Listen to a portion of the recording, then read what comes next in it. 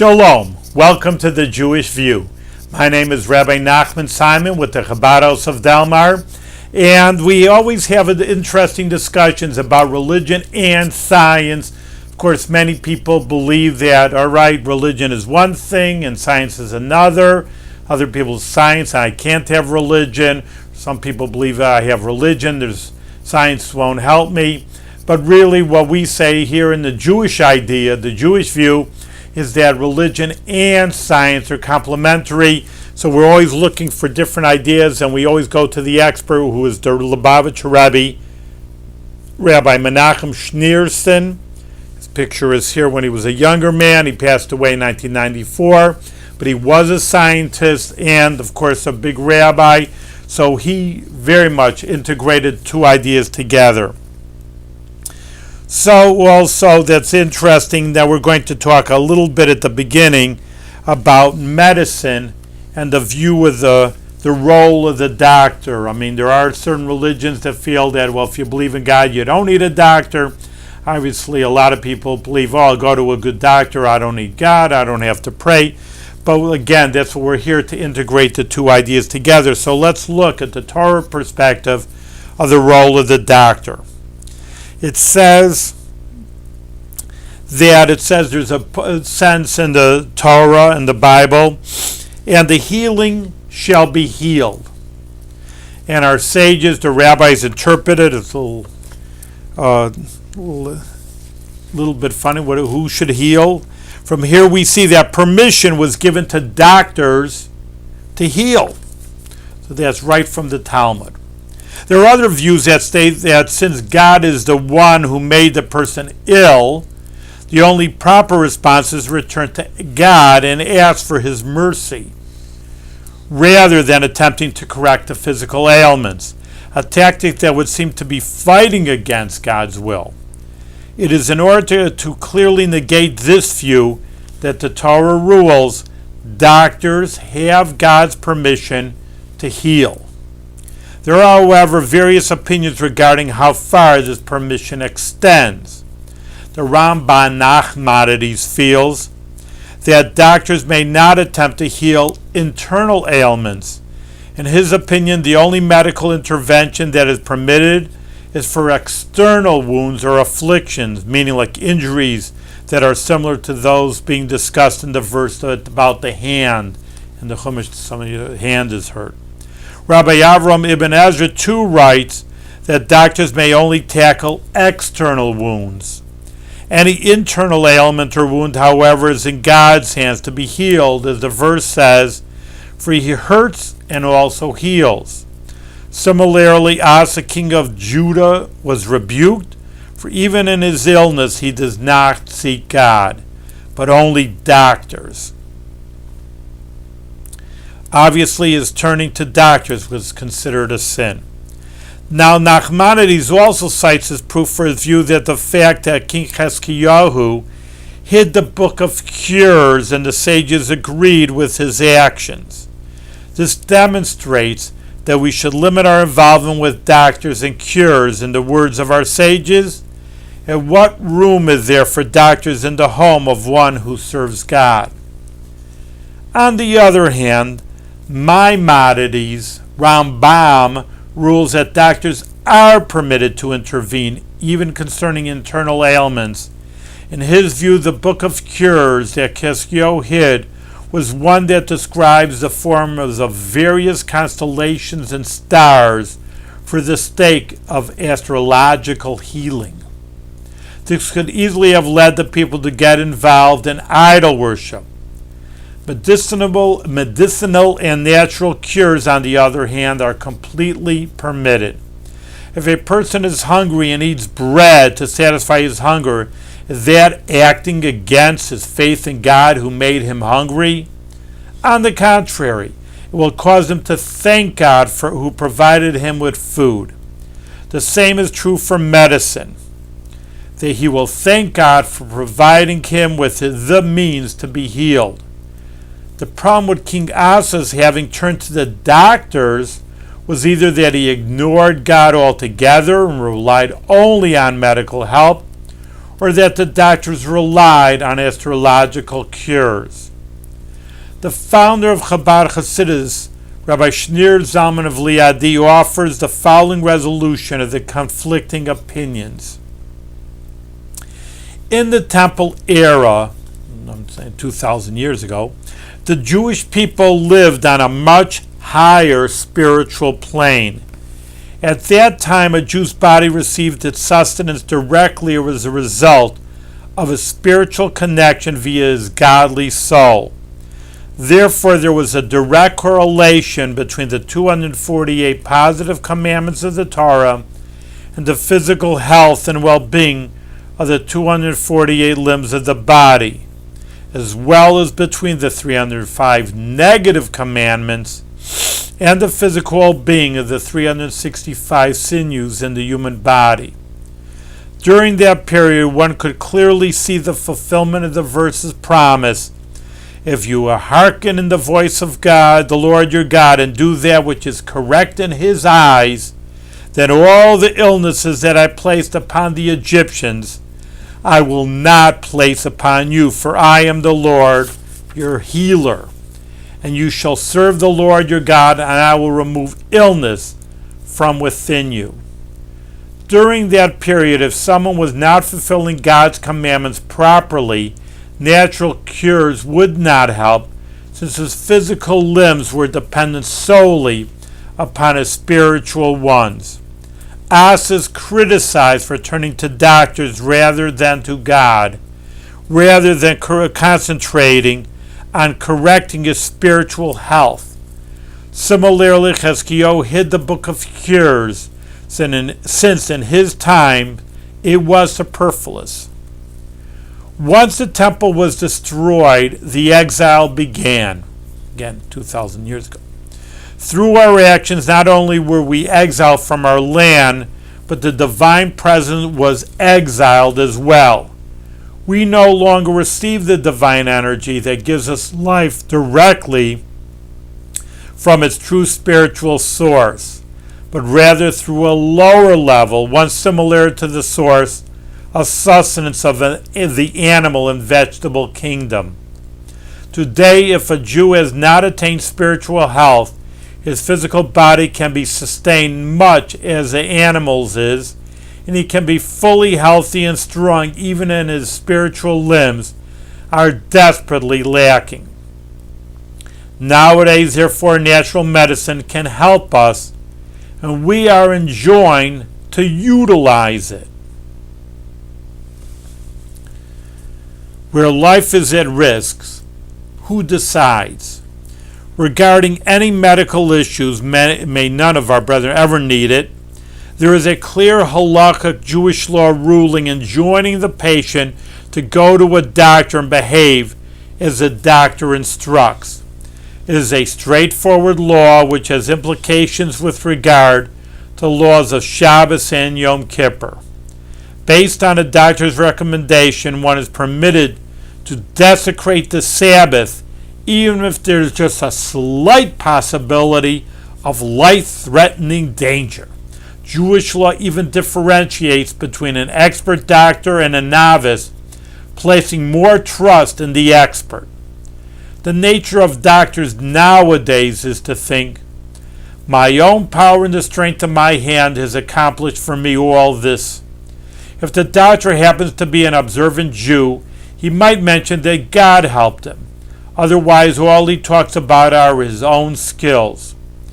An expert doctor possesses a sharp mind, a skilled hand, and a wealth of experience.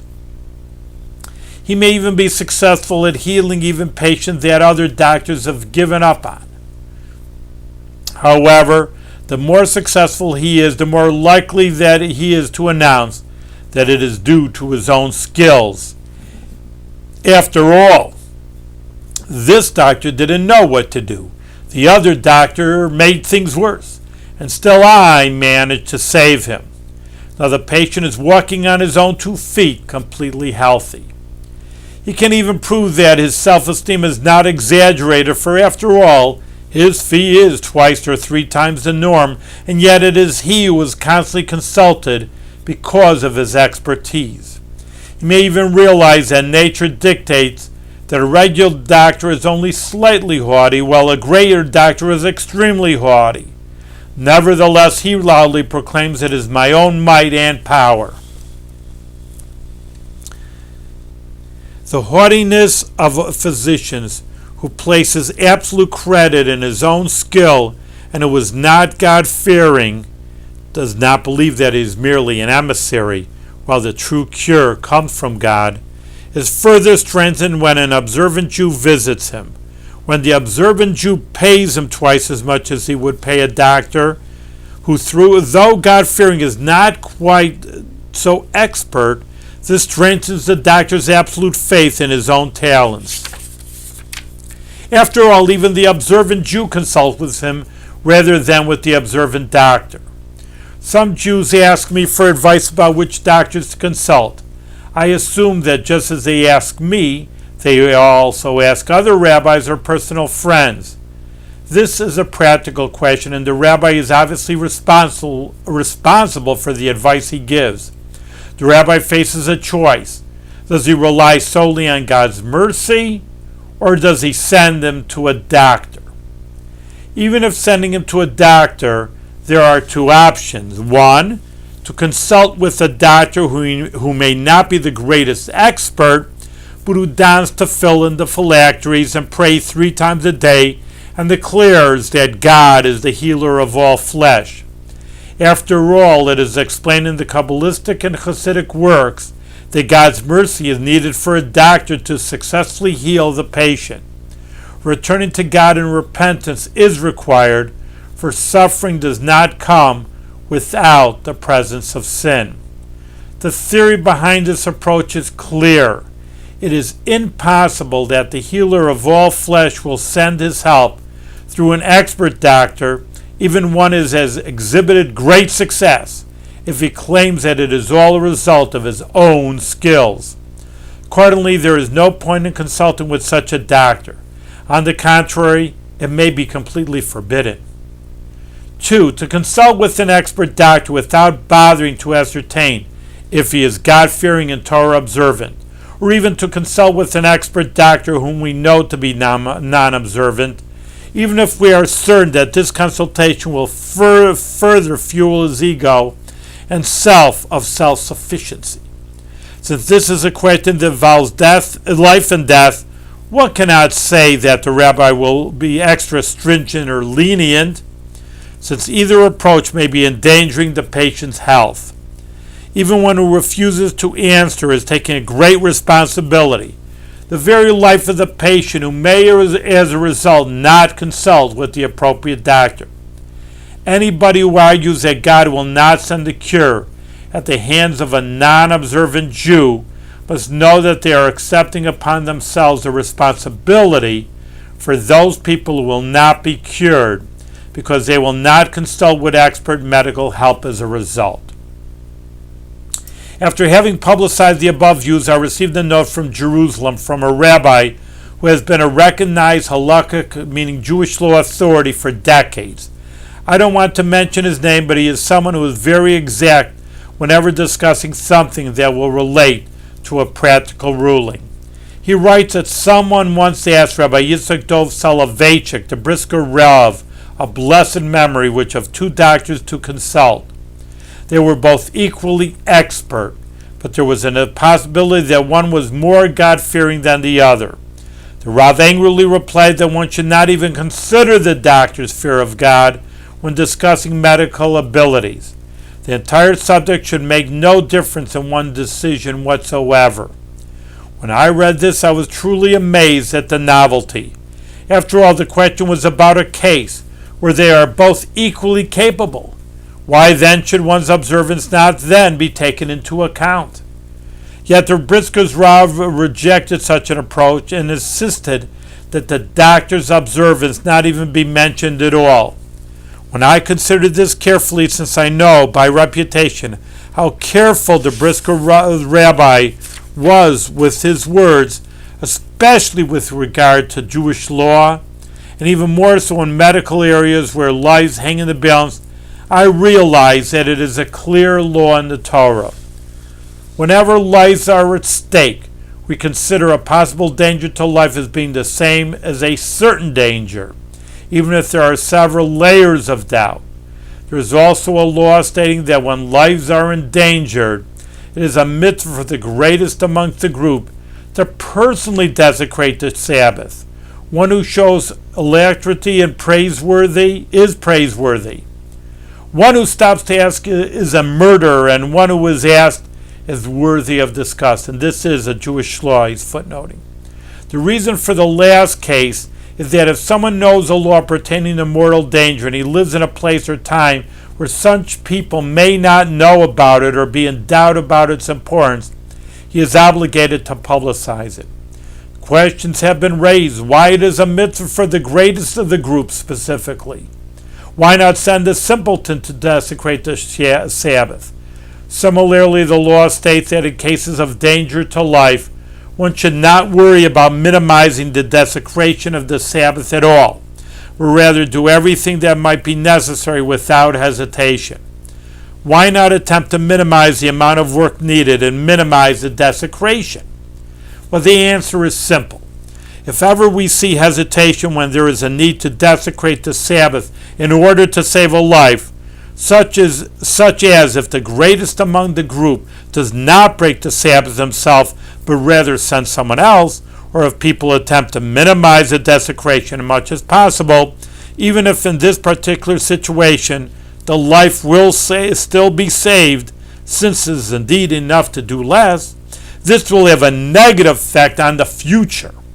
Whenever there is again a situation where lives are endangered, people will hesitate and wonder whether to go, how, etc. Especially unlearned or ignorant people may not be able to differentiate and may not recognize the subtleties involved. Thus, hesitation could eventually lead to actual risk to life. Because of the confusion that can possibly result, both certain and dubious risks to life are considered mortal dangers. That is why it is a mitzvah for the greatest among the group to act and to avoid even the slightest hesitation. It is in order to avoid creating any doubt or uncertainty in the public's approach to saving lives. This is similar to the fact that it was permitted to desecrate the Sabbath in order to testify about the new moon, even if an earlier group of witnesses has already testified, in order to avoid weakening their enthusiasm in similar circumstances in the future. According to this reasoning, it is understandable that the Brisker Rabbi refused to allow, to the point of getting upset with the person mentioning it, the issue of a doctor's fear of God to be discussed altogether, even when both doctors are equally expert. If it will become public knowledge that a Jewish sage showed an interest in the degree of a doctor's observance, even when both doctors possess comparable skills, this may eventually lead to a catastrophe. When a second or third person will hear the story, he will not hear all of the details. He will just be told that the degree to which the doctor was God-fearing was taken into account. They may then choose a doctor who is more God-fearing over one who is more expert. In other words, even allowing the issue to be considered could ultimately lead to a situation where lives are placed at risk. That is why the Brisker Rav did not allow it to be considered and publicly announced that it makes no difference whatsoever. It is, after all, a fact that even now, years later, the exact words he used are remembered. The reason for zealousness is that in any situation where lives are or can be at risk, it is forbidden to remain silent. Since the Brisker Rabbi recognized that even his students did not realize that this is an issue that could endanger lives, he announced that the issue should not be even mentioned at all. In this way, he strengthened the approach set forth in Jewish law that with regards to medical activities, the doctor's practical experience is the only factor to be considered. Although the doctor may boast about his skill and show no humility towards God, this is all irrelevant to his practical expertise. which is what he is being consulted for. The doctor's level of observance may be a factor when dealing with his credibility in issues pertaining to Jewish law, but not with regard to medical healing itself. In such areas, he has full credibility, for an expert would never do anything that would damage his reputation. Now, the Rabbi writes, my father-in-law, who was a previous Lubavitch Rabbi Yosef Yitzchak, repeated several times the statement he had heard from his father, the Rebbe Rashab. How dear is the body of a Jew, for which so much Torah mitzvahs were dispensed. After all, God's Torah and His commandments were given specifically to physical human beings rather than to angels. If our Creator values our bodies so much, it is obvious how careful we must be in guarding this precious article, which was given to us for safekeeping. The Torah informs us that permission was granted the doctors to heal. In other words, a doctor acts with the permission and by the command of the Torah. There is no doubt that even if heeding the doctor's orders will require one to temporarily abandon the fulfillment of some good custom or some extra stringency, the Torah will not remain in debt. Through abandoning this good deed for a short time, the person will be able to increase his dedication to Torah mitzvahs to a much greater degree over many long and good years. In response to your letter in which you ask about your plan to study medicine, although there are several stumbling blocks which you started to enumerate. In general, as with all questions that are relevant to the Code of Jewish Law, you should turn to a local halakhic Jewish law authority, since an actual ruling involves knowledge of many specific details which cannot always be easily put in writing. In this case, there is not even a need to attempt to do so, since there are local rabbis in your neighborhood to whom you can turn to clarify and discuss the issues face to face. The main point is that something that is forbidden according to the Code of Jewish Law is absolutely forbidden. What benefit is to be had by fooling yourself as if it's possible to come up with some type of leniency, when a halakhic authority who is expert in this field tells you clearly that this is not so? As our sages said about a mitzvah that is achieved through committing a transgression, when the robber blesses, he has scorned the Lord. All right, so that's very interesting. I think that we should know the Torah view, saying, okay, yeah, sure, I go to the doctor, but Torah wants you to go to the doctor. And again, I think that's the beginning of our theme, that science and religion go hand in hand, and not saying, well, I'm going to doctor and I should be praying, but I'll go to doctor. No, Torah wants you to go to the doctor.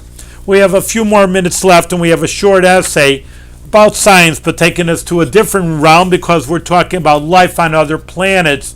Many people do ask me this question. That's why I'm bringing it out here, because people say, they go to Mars and we have all these things.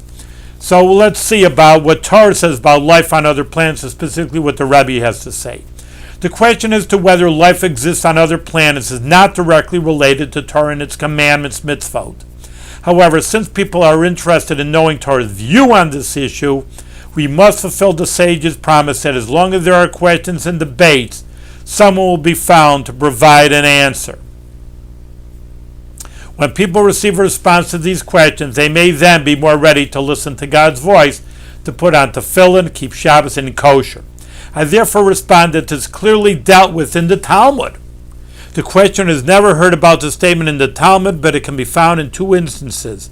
In Tractate Shavuos, the tractate which traditionally studied in Torah yeshivas, and in Moed Katan. It was in these weeks in 1969, and just by the way, that man first landed on the moon. These statements were added to the Talmud after we reached the moon. The Talmud was printed centuries ago. They weren't added just recently. It was compiled hundreds of years before that, all the way back to the original source, which was said to Moses at Sinai. In the Song of Devorah, in the book of Shoftim, Judges, About the war between Barak and Sisera, the verse says, "Cursed is Maros," said the angel of the Lord. "Bitterly accursed shall all be its inhabitants." The Talmud offers two possible interpretations to identify Maros. Who's Maros? According to the second interpretation, Maros is the name of a star. As we know, the stars assisted the Jewish people in that war. They fought from heavens, the stars from their orbits fought. This star, which was Sisera's star, obviously did not help the Jews out. Thus Barak made the following oath, "Cursed be Maros," said the angel of the Lord, "bitterly accursed shall be its inhabitants." According to this, there are inhabitants on the star. In fact, Rashi quotes both interpretations in his commentary to Shoftim. Rabbeinu Hananel attempts to explain that its inhabitants refers to nearby stars. However, there are many problems with that approach, and in any event is definitely not the simple meaning of the Talmud statement and of the verse according to the Rashi. On another occasion, the Rabbi was asked, according to Torah, is there a possibility that there exists other civilization besides on earth? His response, according to the Torah, there may be extraterrestrial life forms. Mention of these is found in the Talmud. Civilizations, however, which would mean intelligent life forms, are a different stories. According to Torah, the definitely quality of intelligent life, as the case with man, the presence of free choice. Moreover, the existence of free choice and man's ability to utilize it is only possible by virtue of the Torah. Therefore, if we were to assume that there was intelligent life somewhere else in the universe, they would have to have Torah. That is impossible. They cannot have their own different Torah, since the Torah is truth, and there can only be one truth. Yet it is also impossible to assume that they have our Torah. After all, the story of how the Torah was given to the Jewish people on earth is described in the Torah in great detail. Much attention is focused on these details because they are important for our very understanding of the Torah. In other words, according to Judaism's viewpoint, it is possible that life exists elsewhere in the universe, but societies of intelligent or human life do not exist anywhere but on earth. Thank you very much for listening to idea that Judaism and science can work hand in hand and can be complementary. Thank you very much.